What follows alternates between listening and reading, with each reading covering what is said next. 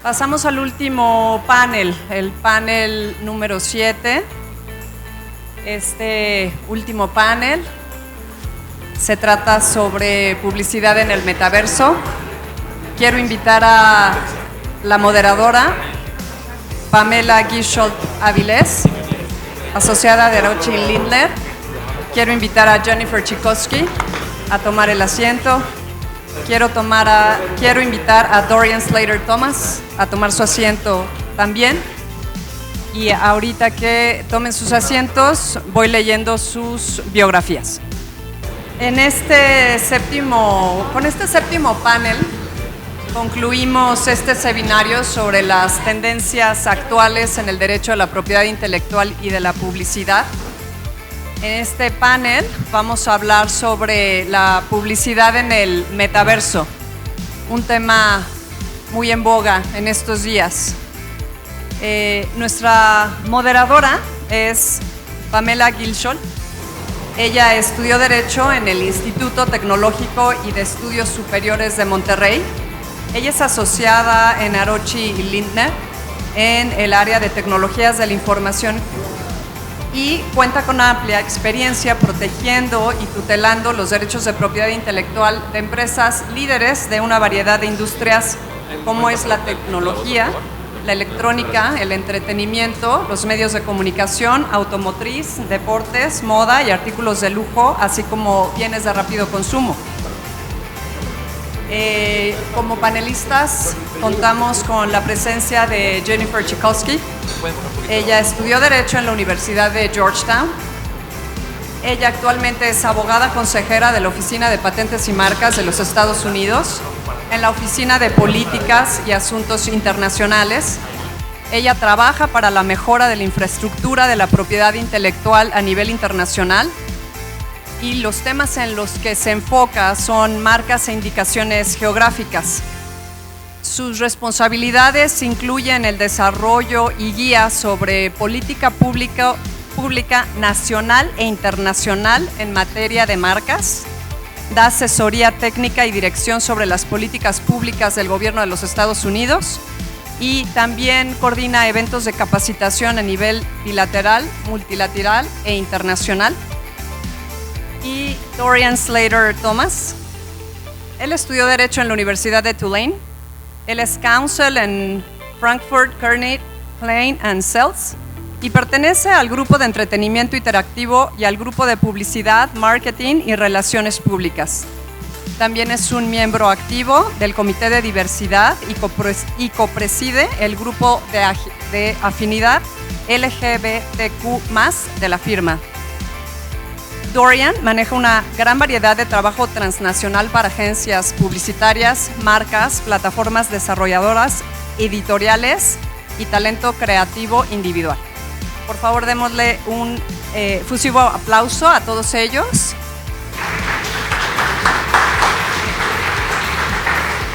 Bienvenidos todos y te dejo, Pamela, el uso de la palabra. Muchas gracias, Claudia. Voy a platicar en inglés porque creo que es un poco más fácil para nuestros panelistas que podamos hacerlo de esta forma. Ambos pues, vienen de Estados Unidos, su idioma principal es el inglés y creo que de esta forma lo podemos hacer más fácil. Thank you everyone for being here, for waiting for the last panel. I know that it's been like a tired day. There's a lot of information, a lot of panelists and a lot of topics that are being discussed here. But I think that we can make room for one last topic, and I think that it is very interesting.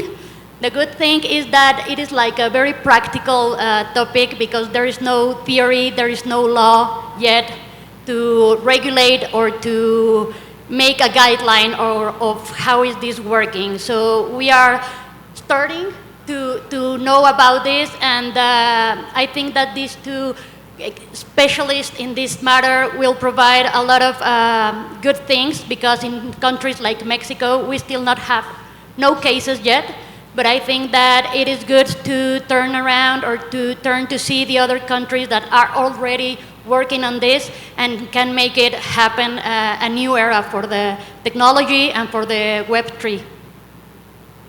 So I think that if Dorian can help me out with a short definition of what is Metaverse for the purpose of this panel, I will appreciate it. Sure. Primero, gracias a todos. Gracias, José, Roberto, Pamela. Y sí, es un placer para estar aquí. Pero hoy hablar en inglés, por favor. Yo, inglés. Bueno, what is the metaverse, right? We're hearing a lot about the metaverse. Well, I don't think there is a metaverse or the metaverse quite yet, as we're sort of using it today, at least colloquially.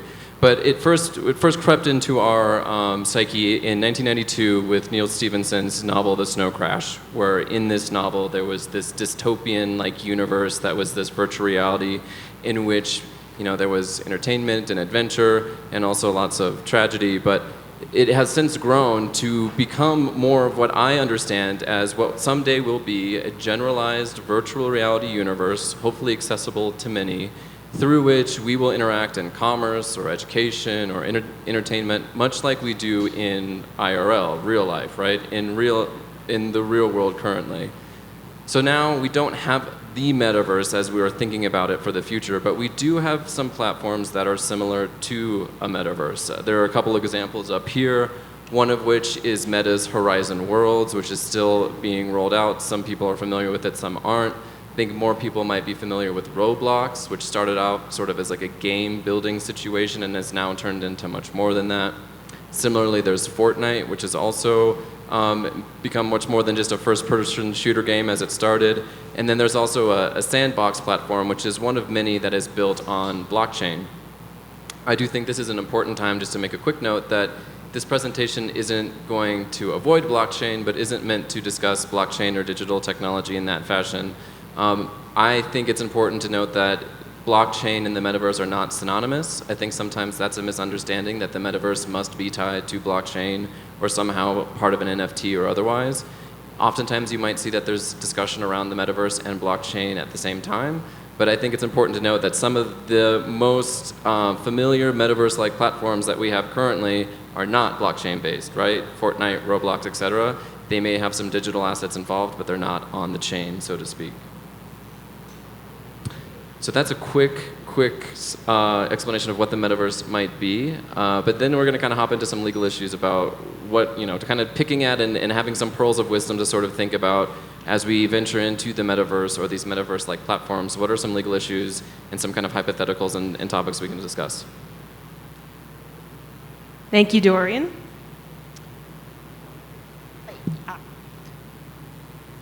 So, as Dorian said, there is no single metaverse, but there are brands that are entering in the metaverses that exist. Here's an example of the Nike Land store in Roblox. And this is where you can participate as a shopper, as a participant in the Roblox community. You can go try out different products. As you can see there in the center of the screen, there is a Nike shoe with its familiar swoosh trademark. And because all of these different metaverses don't have regulation about who can code for them, it's possible that in any of these places, any coder could drop in any brand for whatever reason. And so it's very concerning to brand owners that wherever there is space in these virtual environments, that if it's their marks being used, that they are the ones using them, or they are the ones authorizing the use. And it's the unauthorized use that they're worried about. If I could just real quickly too, I think it's important it's an old fact, or it's an aging fact, that in the summer of 2022, Nike Land passed 70 million individual unique visitors. So that's 70 million times that people have gone into Nike Land within this metaverse-like space to visit and interact with the brand. So it's a significant number of people who are interacting with brands in these types of media. Here's another familiar brand that has partnered with Roblox, this time more for services. They have two features here, Walmart Land and the Walmart Universe of Play. One is for the virtual shopping experience where you can interact with the best of the Walmart aisles in virtual space. And then the other is where you can play with virtual toys and games. So they are hitting both types of markets of those who are there for the gaming experience as well as those who are there for the shopping experience. This is an example from an actual application at the US Patent and Trademark Office. The fashion brand DKNY sought to register the letters DKNY for both virtual goods and for entertainment services. And the actual example that they gave under US law to prove that they were using the mark was cell phone screenshots. So the shot on the left, the DKNY with the avatar, shows at the bottom of the screen little items of clothing that are virtual that you can buy for your avatar. If you change which item you select, the avatar puts on that item to show you how it looks, and then you can buy that item. On the right is the app store where you can download the DKNY app in order to be able to purchase these items. So lots of brands are entering the space almost out of a necessity, because if they don't, somebody else is, and they need to be there in order to prevent their marks from being misused. I think there's probably not anybody who was less surprised about the outcome of the Meta Birkins case than I was, because Hermès' mark was being used to solicit people to purchase a digital asset, a virtual purse, something that was argued to be art, but they were using a real-world trademark to identify. So with that case pending, Hermès unveiled plans to actually enter the metaverse, to have its own crypto offerings and NFTs. And the project actually came after the filing of the lawsuit against the defendant in that case. And actually, that's been a topic of a lot of discussion. If trademarks registered in classes of products, physical products, are enough to enforce them in the metaverse. That's what Hermès do with the Meta Birkin, because yes, they were not having an enforceable trademark registration in class 9, for instance, on dischargeable purses or something. So in this case, I am aware that the court granted in favor of Hermès that it was not necessary to count with a registration in the metaverse, yes, to make it valid, the right of exclusive use of the trademark. Right. The fact that the defendant's assets were digital and not real-world purses didn't impact the outcome, because it was actually the promotion and the use of the mark in the domain name. They had adopted wholesale the mark Birkin and then just added Meta to it. And so it was more about the mark infringement, not about the nature of the assets themselves. I think this case is also interesting, and then how fast it sort of, I was going to say changed my mind, but kind of helped me make my mind. When I first heard of the claim that was brought, I was thinking, all right, would I really be confused about Hermès having a digital asset? And at the time, I would say maybe. Like, I didn't expect that. Like, I thought of, okay, a physical, real-world purse, right? To me, that seemed very distinctive and different than a digital asset, right? So would I be confused as to the source of the goods? I don't know. I was still sort of mulling it over in my mind. But why I was coming to my personal conclusion, just seeing how quickly all types of consumer brands entered into these digital spaces, that within a matter of a year, like, to me, it switched. Like, oh yes, I could see some, traditional luxury brand that only had real-world physical products be in the real world. And so my own sort of analysis as to whether I think a consumer might be confused changed, because that's how quickly brands are jumping into this space. Well, there are other smaller brands who've been in the metaverse space even before the pandemic, even before Facebook's metamorphosis into meta platforms. that saw the writing on the wall and started down that path. This is an example of a company that hosts virtual trade shows in the independent insurance agency industry. Their application was approved for registration, and they have had a registration since about February of 2019. So once the pandemic actually hit, they were already in a very good position to be offering virtual trade shows and could expand into even other fields if they wanted, because of the need to be able to meet virtually on all sorts of topics. So this is an example of digital goods, virtual goods, and we have seen applications at the USPTO for these types of products for over a decade.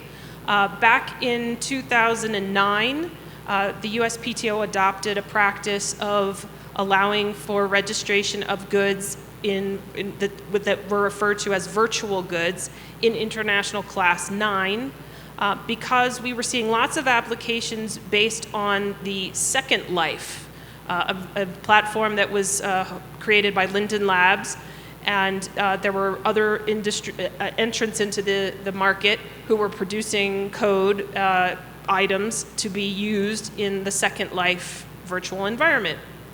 And so we've had to figure out where to classify these things. And a lot of them, because it's downloadable little bits of code, we put them in Class 9 with other types of downloadable items, downloadable music, downloadable ebooks, downloadable software. Now, the problem is that when applicants come in, examining attorneys have to look and see, is there anybody else with a confusingly similar mark? And we have to figure out what would be confusingly similar based on the nature of the goods. And so typically when they look in software, they don't have to go look for other types of classes. They don't have to go look at clothing or handbags. But now when the application has virtual backpacks or virtual coats, they do need to start thinking outside of the class of software code. They have to go look and see, well, maybe somebody has real world goods that this mark might be similar to. Then there's the problem of, okay, what class do you look at for some of these items that are digital? Where is the right class for real world spider legs or real world wings? That your avatar can have wings, but we don't usually have a retailer selling or a maker of real world wings, unless it's some sort of costume or Halloween costume. But these digital items provide the functionality in the metaverse or in the virtual environment. They make your avatar fly. If you buy the virtual guitar, you can now play music. So it's an interesting need to look outside of the code, out of software code, and find those other types of marks that might be impacted by this application. Here's another example of a real application.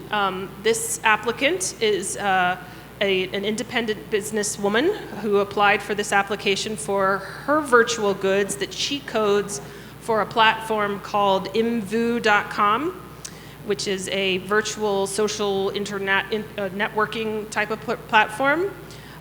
You can develop an avatar and customize it in any way you want. And if there is something you would like that doesn't exist on this platform, somebody else on the platform will likely code it for you for a price. The platform itself says that they have over 200,000 users who will make their living coding items for use in this virtual space. And these items can include anything from fingernails to clothing to costumes, and some specialize in things like skin, in eye color, or Korean fashion. So there's all sorts of options for people to be an independent entrepreneur in this space.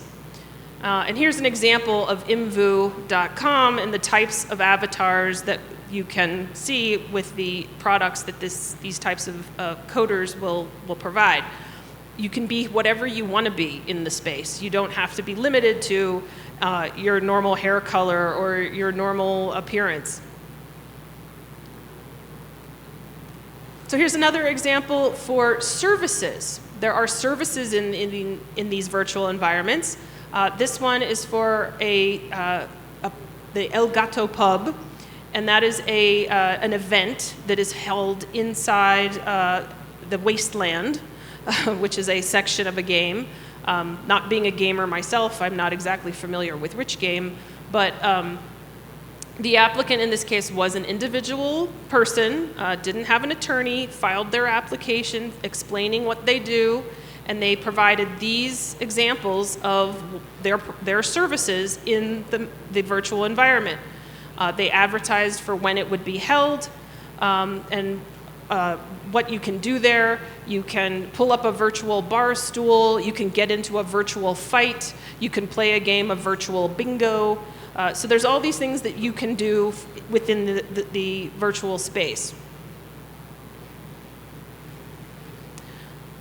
So these are some of the issues that we face when considering metaverse-related trademark applications. The first and foremost is, what are people doing? What are they trying to claim they are actually offering in commerce? We need to be able to define it, and we able to identify it, and we need to be able to classify it. So that is kind of the first stop in figuring out a trademark application. Second, they need to be able to show us how they are using the mark in commerce. With the exception of those applications that rely on Paris Convention reciprocity or are filed through the international trademark system, you have to be able to show use before we will give you a registration.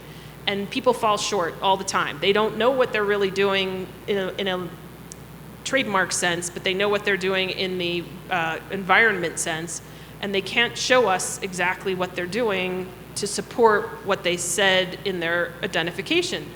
So we have a lot of mismatch, and people have to, it's a learning experience where they say, well, I think I'm offering virtual clothing, and you say, no, what you're actually doing is providing temporary use of non-downloadable softwares, blah, blah, blah, blah, blah.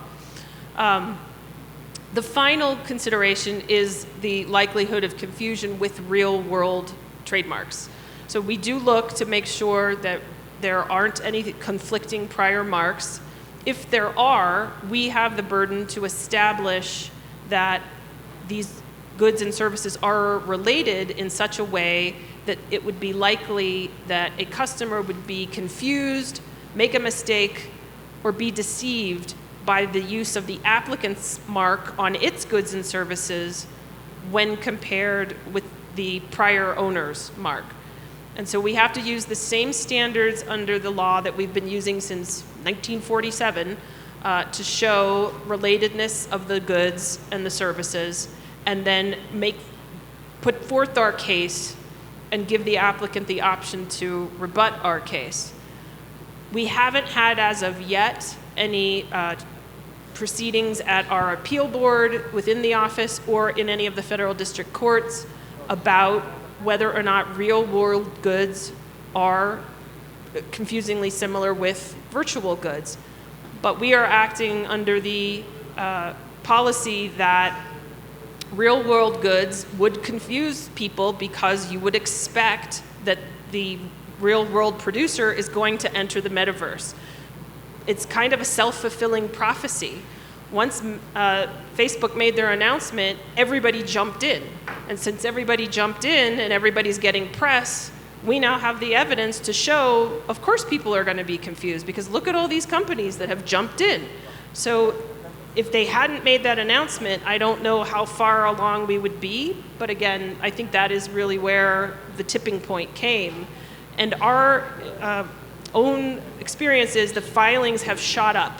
They've like quadrupled in the last 2 years since that announcement for things for virtual goods and for NFTs and for other types of digital related products. So with that, I will give it back to Dorian.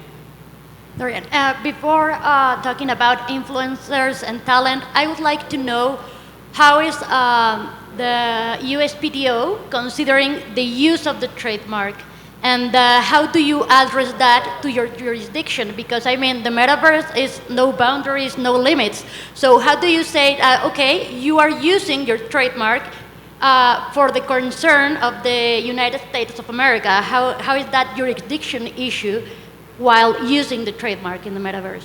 Well, to the extent the original World Wide Web was determined to be used in commerce, and that the US government has allowed it to infiltrate every aspect of every person's life, Web3 is just piggybacking on that jurisdiction, because we're just talking about taking something that was a kind of two-dimensional experience and making it a three-dimensional experience. And so it's the same jurisdictional question that was originally raised how many years ago with regard to the internet. So I think we're all, expecting that, it's a foregone conclusion that there is jurisdiction, because just like you can sit anywhere in the world with your phone and look at the internet, it's going to be that you can do that with the metaverse as well. You might need to put on some goggles if you want the fully, truly immersive experience. But since you can do it from your couch in Wichita, Kansas, I think we're going to say we have jurisdiction somehow. So, maybe the holodeck someday, and you don't even have to use the goggles. That would be nice. Okay, so a little bit on trademark, and now a little bit on influencers and talent. Obviously, influencers and talent are an important piece of advertising. We've had a panel on influencers today. We just had a discussion about persona and image rights. And so how are influencers and talent going to fall into the metaverse? Well, we're already starting to see some of it, right? Like, this is almost 2-3 years ago, going on 3 years ago, when Lil Nas X performed in Roblox and ended up doing a full performance within the Roblox space. You could go and enter into Roblox and watch Lil Nas X avatar perform, and he was actually there. It was his vocals who were performing in Roblox. More recently, we've had Ariana Grande in Fortnite. And here, this is Ariana Grande's avatar through which she performed. And also with Ariana, they expanded, and here she had a pack where essentially you could buy her outfit so that your avatar could also wear Ariana Grande's outfit. She had some of these emote packages, so you could get these digital assets as well. So we're not only seeing influencers and talent enter into the metaverse, but we're seeing them engage in similar activities in which they do in the real world, right? Yeah, and just one stat on Fortnite, even though it's free to play, they were a $1.2 billion company based on a lot of the in-game purchases as well as the advertising, but that is something that people don't realize about how much these virtual goods can actually generate in income. Sure. We have the pleasure of representing Fortnite, so we won't disclose anything obviously confidential, but I can disclose a public figure number that one of Fortnite's first shoes that they released was a Nike shoe, that your avatar could wear a Nike shoe in Fortnite, and in one day they sold $100 million worth of digital Nike shoes. So there really is a ton of money that can be made in the space in a single day using digital products, right? So of course we're going to see talent and influencers enter the space as well. But there's going to be things to think about, right? Like, what services will an influencer or a talent provide in the metaverse? Is it just going to be like this robotic avatar that just stands there like a wax figure and you could go up and hang out and take a picture with this particular influencer?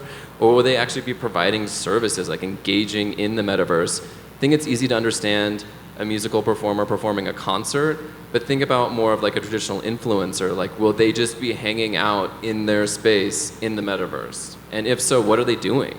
And if they're doing it as part of a branded engagement, what control do you have over that, right? If you're the brand or the advertising agency, is the whole experience going to be scripted? Can you script hours of some person sitting there, like while they're engaging with fans or otherwise? I think it's going to be really important to think about like what these types of people are doing. And it is a full-time job. I mean, some of these streamers, I have a few streamers up here, some of the more famous streamers, who are essentially, they're engaging or being engaged on two fronts. They're being engaged by brands to promote products via Twitch or via metaverse-like spaces. And then also some of the platforms are also hiring these streamers. So the platforms themselves want influencers within the space to bring people's eyes. And some of these contracts with some of these platforms are requiring the streamers to stream 40 hours a week. So you're literally, a full-time job of being within the metaverse. So I think it's a lot to think about from a branded space. How are you going to be able to control an environment where you may have essentially a branded person engaging with people essentially 24/7. I think it can be super difficult and something to think about. I think it's also going to be, how are you going to pay these folks, right? If I'm going to be sitting in a space for 40 hours a day, I think my fee would go up quite a bit more than just posting a social media story or a photo. So I think something to think about, particularly with talent and influencers, what kind of services are they going to be providing in a metaverse-like space? I'd also think about disclosures, right? At least in the US, and I'm sure it's similar elsewhere, whenever there's a branded engagement and we have an influencer involved or a person who is involved with the brand, we want to disclose that connection, right? We want it to be clear to consumers that this isn't necessarily an organic or an authentic interaction, that there is some incentivization for the influencer to be there. For social media, this has been fairly easy, or at least we feel like we're getting a little bit more familiar with it on social media, right? You might have seen like the hashtag ad or hashtag sponsored or I'm a da-da-da ambassador or something like that. But if you're an avatar who doesn't have necessarily a profile or a designated space, how are you going to disclose your connection with a brand? There's like these bubbles, right? These text bubbles here. Are you going to have to walk around like a sim with a text bubble that says like hashtag Abercrombie every time you're doing services for Abercrombie? Or are you going to have to, if you have like an actual space within a metaverse, like a Roblox room, are you going to have like a sign in your space that says like, right now, this is my, Vans hour, right? And that's how I'm disclosing that I have a connection with Vans. I think this is another thing that we're going to have to think about as we have influencers and talent providing services in the metaverse. How are we going to adhere to disclosure requirements? I think this is also me, if you're not tired of hearing from me already. No, please go Yeah. ahead, because it's a very interesting topic here. Well, I'm glad that you like it. So I think it's part of and Jennifer also touched on this a little bit, and same with Pamela, we're starting to think about contract terms, not just for influencers who are providing services, but if we're also having media licensed or otherwise made or created or provided within the metaverse, how are we going to contract for this, right? We touched a little bit on territory, at least for jurisdictional purposes, but say you're engaging a talent and typically you might limit their exclusivity, let's say, to North America. How are you going to limit the exclusivity of the metaverse to North America? Is it just going to be geo-gated where people from North America can access that world within the metaverse? Is there going to be some type of geographic component to the metaverse where you are in the US version of the metaverse and then a different version? So thinking about territories, like are we going to be able to effectuate territories? And it's important to note, like going forward as we're drafting these agreements for metaverse-like spaces, to think of these, but also there's a ton of agreements that already exist out there, right? And that will be in effect while the metaverse comes into formation or continues to form. How are we going to be able to interpret those existing agreements to apply to new tech, right? And here it's important to mention something. As we were saying, the metaverse right now, it's a series of platforms providing a virtual space to interact. But the main target is to be just one metaverse, and the target of just one metaverse is to be decentralized. Decentralized means there's no God, there's no judge, there's no company providing terms of service or providing terms and conditions or providing anything. So who will be the one in charge of putting the rules? And whose rules are we going to follow once we got to that target of being just one virtual space and not different platforms or different from different countries? I mean, I don't know, Roblox is from the US and maybe those terms and conditions are made under the US law. But at the end, what will happen with that and how it's going to be regulated? For instance, in social media, if you upload an advertising campaign, you will be seizing or transferring or licensing some copyrights of that content, because the social media company will be able to use those contents or those materials for their own purpose. And in the metaverse, what happens with the advertising? Yeah, I mean, let's skip a little bit, because I think this is kind of a fascinating one to talk about.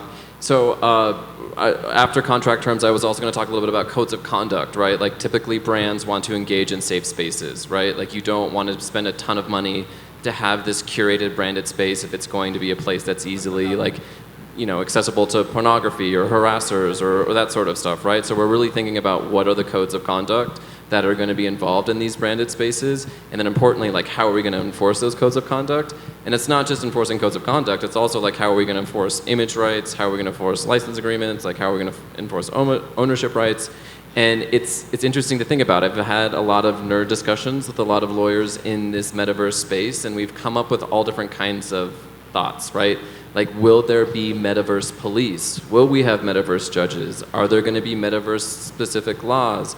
I don't know if we'll quite get there yet, but I think that it is something currently to think about if you're engaging in a space like Roblox or Fortnite. Like, what brand protections do they offer for you, right? If you're paying a lot of money for an advertiser to have a branded integration within a metaverse, are they going to be able to enforce certain terms, right? Like, maybe there is no foul language, maybe there is no indecent, imagery. Maybe it is only limited to people of certain ages. I mean, Jennifer was talking about a bar situation, right? Like, do we need to limit a virtual bar to those of majority in a specific space, even though they're not consuming certain types of alcohol, really imbibing in alcoholic beverages? But I think it's more important thinking about the safety of like what types of people might be visiting a virtual bar, and do you want people of a particular age visiting those or not? So I think really enforcement is going to be a big key with the metaverse, and it touches on many things, not just enforcement mechanisms, but also will the metaverse have a universal language? If we have all of these codes that we're trying to enforce, like just simply what language are we going to use to write these codes, right? How are we going to interpret that? Is the metaverse going to have a designated governing law? And how is that going to work if you have people who are accessing the metaverse from around the world?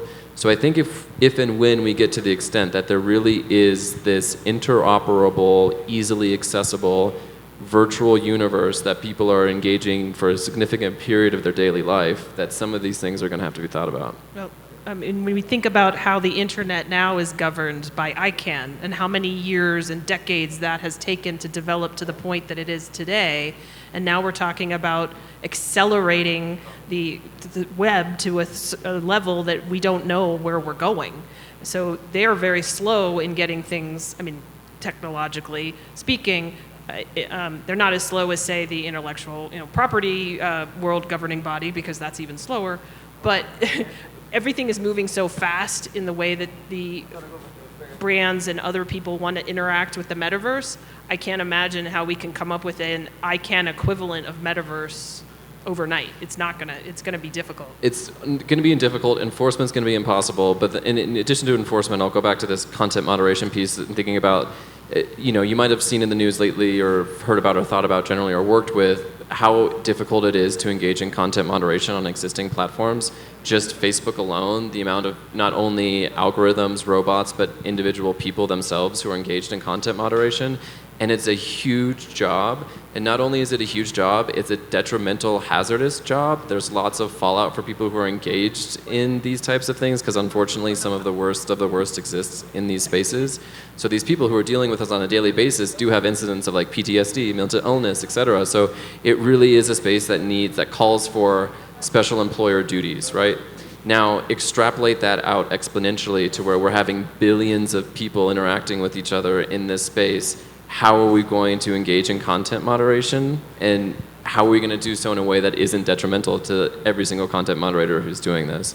So I think that, I think lawyers like to get very excited about new technology, which is nice, but at the end of the day, we're just the lawyers, right? Like, we have to leave it to the tech guys and the software folks to really blaze the path and figure out what tech will be available for us, and then we have to figure out how we're going to license around that, how we're going to, interpret existing law for that. So at this point in time, I think a lot of these questions get kind of big and scary fast, but sort of what gives me comfort is just knowing that although technology is moving fast, we're not quite there yet, and eventually the tech will evolve, and once it evolves, lawyers will evolve with it. Are we ready for miscellaneous? Well, those are some questions that still remain with us. The risk inherent with the metaverse-like technology. What happens if the platform shuts down? You say, I paid for this, I invested in this, I made an advertising campaign, and then the platform goes out. So those are the kind of risk that companies should bear in mind at that point? And that's a real risk. I'll share another story. It's also a client, but it's also a public story, so it's fine. But Chipotle was one of the first restaurants to have their own standalone store within the metaverse. They have a store in Roblox. They still do. You can go visit it. It's pretty awesome. They have lots of promotions where you can engage in certain activities in the metaverse and get then like a certificate for a burrito in the real world. So it's cool to see the bridge, how that happens between virtual reality and in the real world. But they had a very famous or infamous interaction on Roblox where when they were opening up their first restaurant ever within the metaverse, and it was meant to be over Halloween, which is part of their burrito, yes, burrito, like that's what they call it, their burrito Halloween promotion. They spent a ton of money and a lot of advertising and a lot of tech work to get it set up, and unfortunately, the day before Halloween, when it was meant to launch, Roblox went down for 72 hours. They had a software tech glitch. And that was it. I mean, this was the first restaurant in the metaverse that then had to deal with the tech glitch, and all of that branding, all of that time, all of that effort was just, I don't want to say lost, but it was a big deal, right? I mean, Chipotle and Roblox are still engaged with one another. It's a great relationship, right? Like, things are good, but it just goes to show that, you know, technology is great, but as it continues to emerge and evolve, as a brand, you need to be aware, and as a lawyer, you know, advising brands, you need to, you know, sometimes advise caution and make sure that the necessary precautions and implementations are there to protect for hopefully what won't be a technology error, but if there is, like what kind of make goods could they offer, what kind of services could they provide you instead? Yeah, and exclusivity. What happens if tomorrow, I don't know, any sports brand goes to Roblox and say, I also want my land there. There is Nike land, and then I want my land there. So what will happen with that? Is it possible to sustain exclusivity agreements, or competition is like free competition as in the physical world? And that kind of stuff is important. So, and I think that we don't have the answers yet. I don't know if we have the answers yet, but I think Roblox certainly isn't trying to reduce the amount of sponsorship or sponsored placement it can have within Roblox, so I think they're trying to limit whatever exclusivity obligations they're beholden to.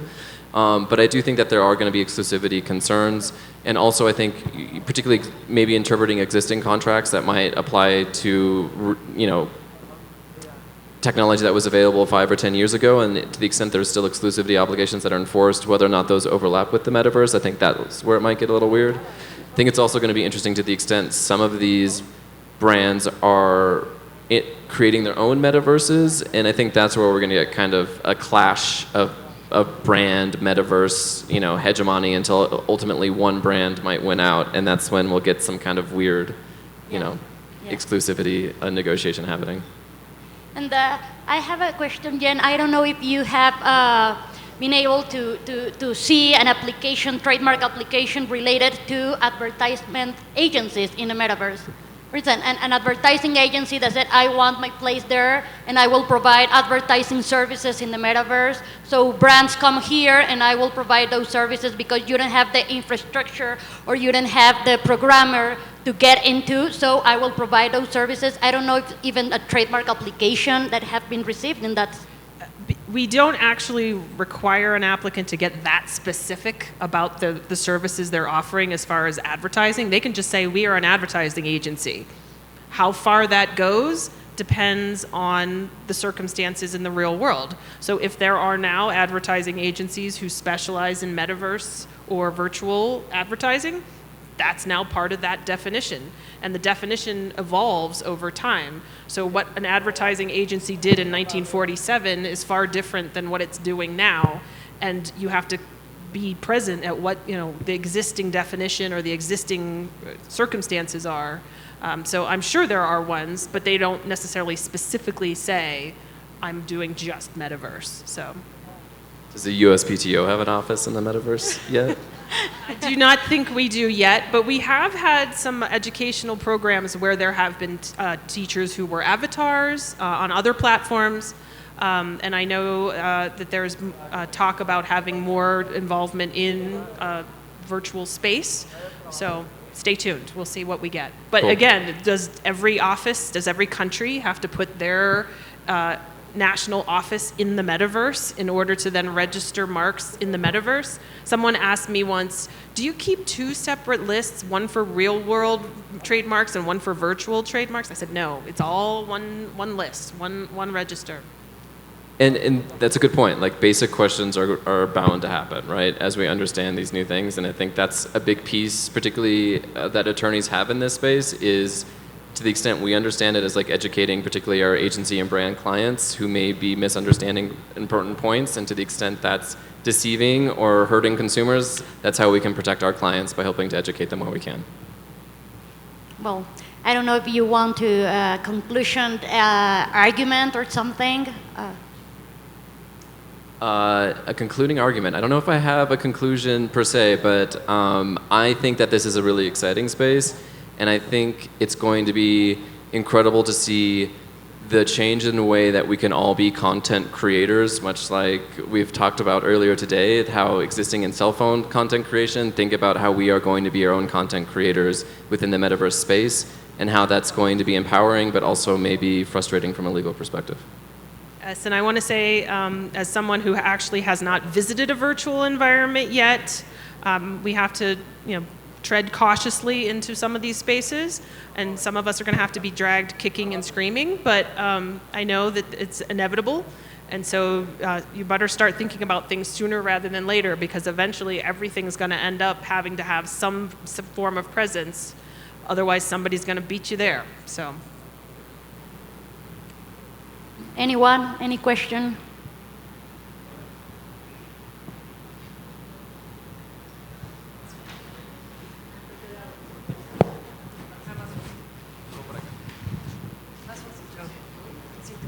I have a question, practical question regarding the USPTO.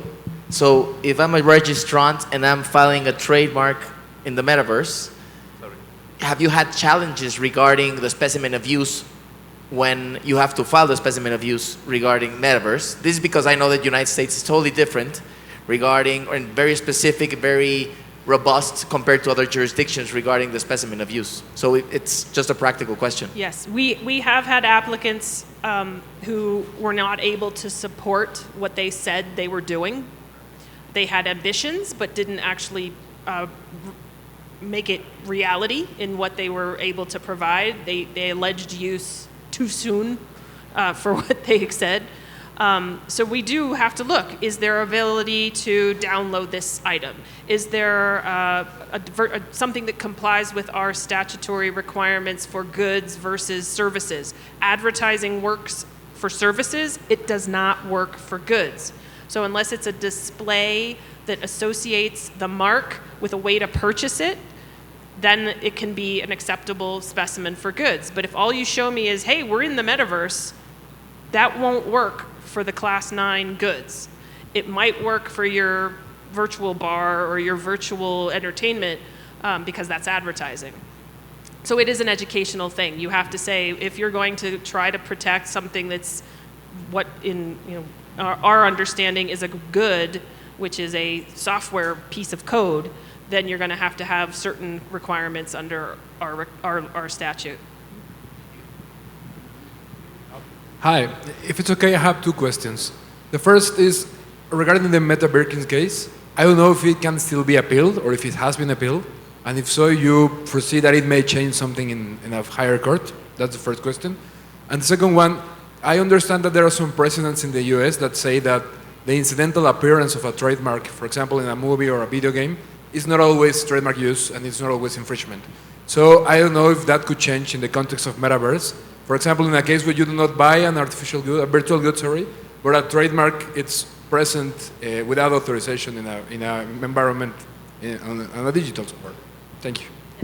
With regard to the Meta Birkin's case, it's so new, I'm not sure. I think they have 45 days to appeal, so I'm not sure if they've appealed yet. I've heard anecdotally that they intend to, so we'll see if that actually happens. Second, with regard to the placement of items in either movies or video games, yes, there are instances where it's actually been found to not be an infringement because they are not using it in a way that was intended for trading off of their goodwill. I think there was a case recently about the video games where they included the Hummer, the vehicle, that it fit with the motif. It was not intended to try to trade off of their goodwill. It was just part of the overall experience of the video game. It's going to be on an it depends basis. It depends what the motives were, what the impact was, whether or not it was something that was intentionally trying to, free ride on a mark or on a product. So I think everything will have to depend on the overall total circumstances. But judges have been doing this for years in other contexts, so they're just going to apply the similar analysis going forward. And if I just may real quickly on the video game piece, I think where the difference might be is that we have decisions that say that essentially video games qualify as art and for certain First Amendment protections. But I think where the metaverse might go, well, first of all, we don't have a decision that says the metaverse qualifies as an artistic expression, right? Or a piece of art that should qualify for the same First Amendment defenses. And I'm not sure, I would hope that we would, that's my personal hope, but I think that part of the problem so far is that, as we've been discussing, the metaverse has been so commercialized from its inception that I think it's going to be difficult, or may be difficult, to be granted the same status as video games or other pieces of art have been. I think maybe spaces within the metaverse might be, that might be more applicable, where it's more of like an artistic experience.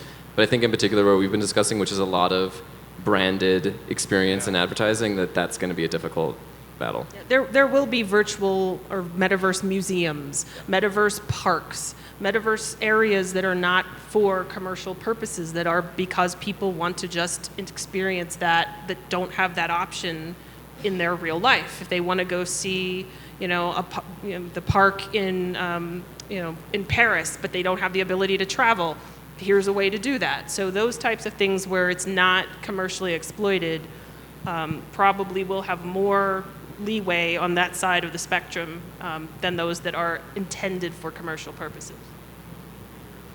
Those Nice Treaty has the latest version, which I believe is the 12th version, has a different wording with respect to metaverse. Yes, and maybe the second question, I listened that you're referring to entertainment, you're referring to software, which is not specific. So I think as far as our requirements at USPTO for what an identification of goods or services has to say, yes, we have a very specific requirement for applicants to specify particular. We don't take of software, right. We don't type of software? The field of software, the function, the use. Yes, for software. For virtual goods, it would be downloadable software featuring virtual goods, such in the name or namely, and then itemize what they are. Is it clothing? Is it electronics? Is it furniture? Is it pets?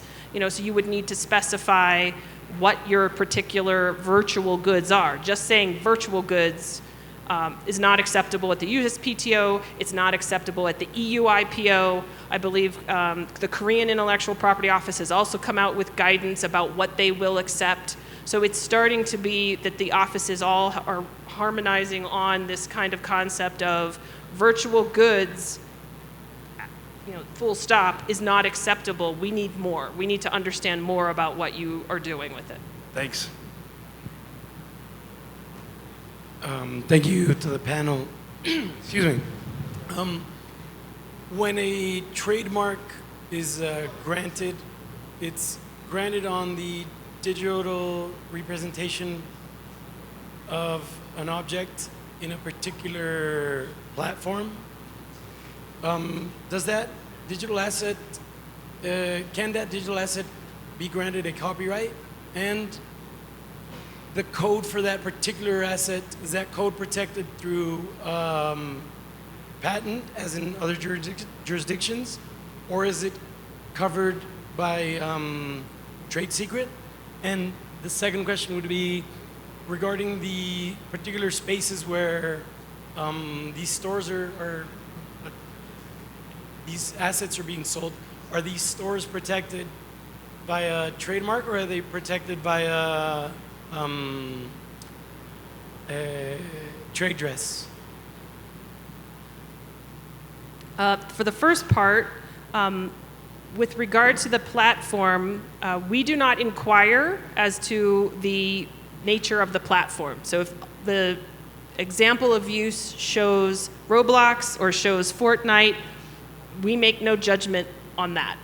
We are looking to see, is this mark that you applied for, this word or this symbol or this device, actually serving to identify the virtual offerings, wherever that may be. So we do not hold any one particular platform out over another.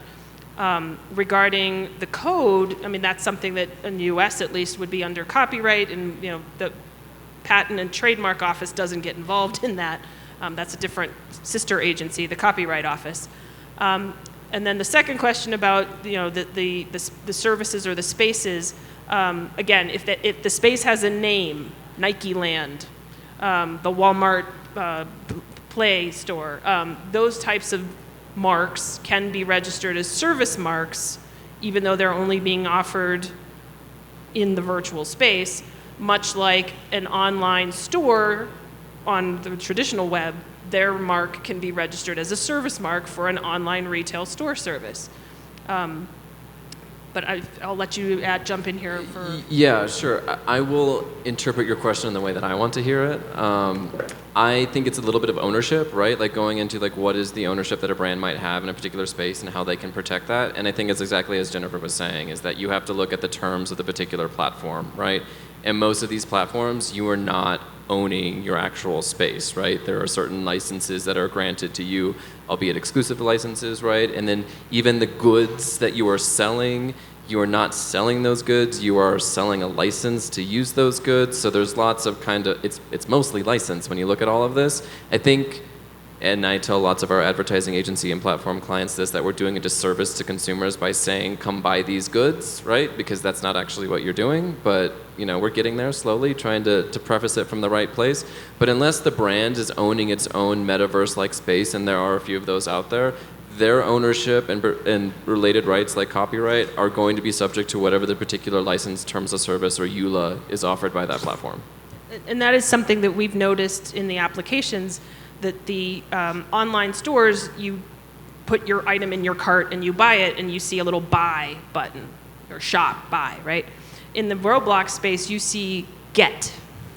You get this. But is that buying? Is that renting? Is that... It's getting. It's getting. Yeah. You're getting it. You're having something, because your code, you need the code, the key, to unlock your item, right? And you get something. What the terms are behind that, we're not looking at. That's not for the purpose of getting a trademark. And the obtaining a trademark, registering a trademark. Sorry, and the distinctive elements of each store, would that be protected under trade dress? Technically, if it's a trade dress like in a real world store, the trade dress could be protectable. It could also be the subject of a trademark registration, because we do have non-traditional trademarks for interiors of stores. It would also probably, there would be contract issues behind it that we don't, again, question. But if a brand owner wanted to make sure that they owned the trademark in the trade dress appearance of their place within the metaverse, that's something they'd have to work out with the platform provider, and probably each individual platform provider, regardless of where they're going. So, thank you.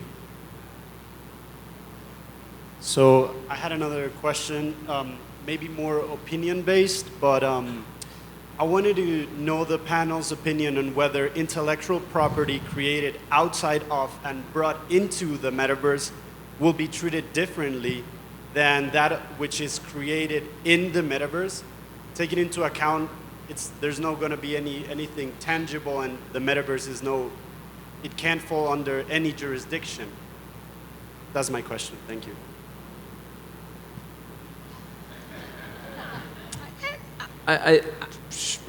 Is it possible? Sure, anything's possible that things would be treated differently. I would assume, or am assuming, that seeing as we have already allowed for copyright and other types of protection based on very limited or brief or fast fixation, that will likely be the case in the metaverse as well. It might go down to code or otherwise. That's a little bit more technical for me, but I have a feeling that courts would rather interpret the existing copyright laws to a way that was beneficial than try to write new laws, but that's just my perspective.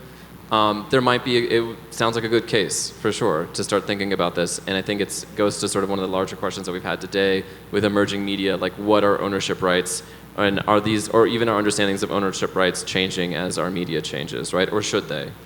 Well, I'm waiting for the day when someone mints an NFT in the metaverse and pays for it with crypto, and then it becomes a physical asset somehow on the blockchain, and then we've hit all of the targets. And it's a counterfeit good. And it's counterfeit, yeah. Then what? And then there's infringing issues. So yes, all of these issues are yet to be explored, and you know, if you can dream a bad thing, someone's going to do that bad thing, and we're going to have to figure out from going forward what to do about those cases. So. All right, drinks. Yeah. Sorry. Ok, muy bien, pues les pido un aplauso para